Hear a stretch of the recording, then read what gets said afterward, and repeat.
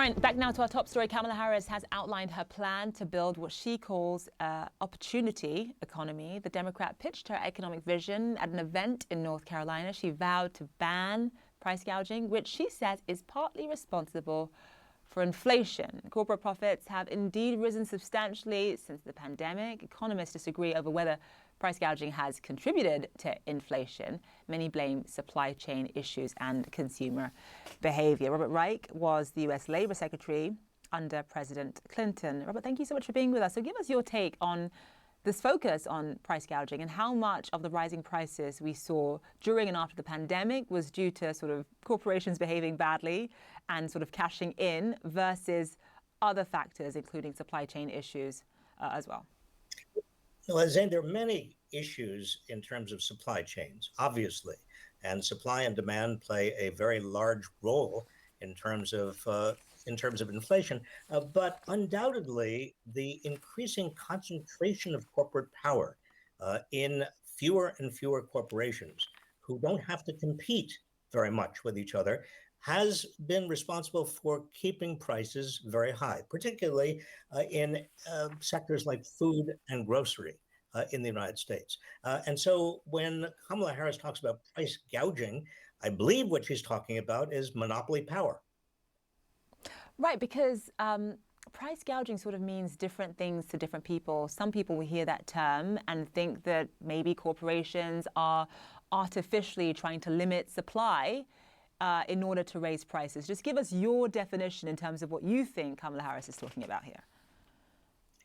Let me put it a slightly different way. I think that she is justifiably concerned that there is not enough competition in many sectors of the economy that consumers depend on. I mean, for example, only four major competitors are involved in groceries, in beef or corn or in grocery sales.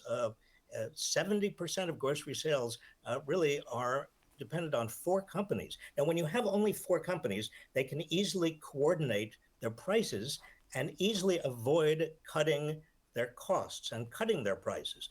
And so when consumers are frustrated because prices stay very high, even though overall inflation is coming down, I think one of the biggest problems is this kind of tacit, subtle, but nevertheless very, very clear price coordination.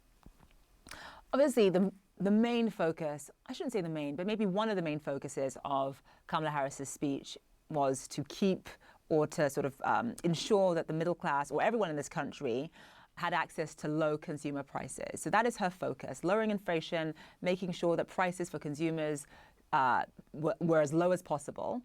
But walk us through how other aspects of her speech, other aspects of her policies, what sort of impact would they have on inflation? For example, some of her housing policies that she was rolling out there, this idea of offering Americans $25,000 to contribute towards a down payment, what sort of impact do you think that will have on inflation?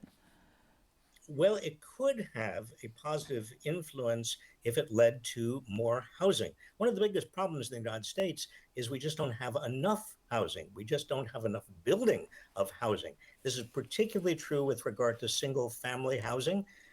And one of the culprits here, quite frankly, after the 2008 housing bubble burst, is that you had private equity and big hedge funds from Wall Street coming in and grabbing a lot of the single family homes, particularly in working class areas of this country.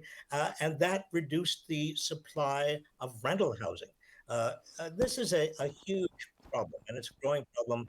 Kamala Harris can very easily and should, in my view, do several things. And providing some additional help for down payments is one, obviously, one very important step she can take.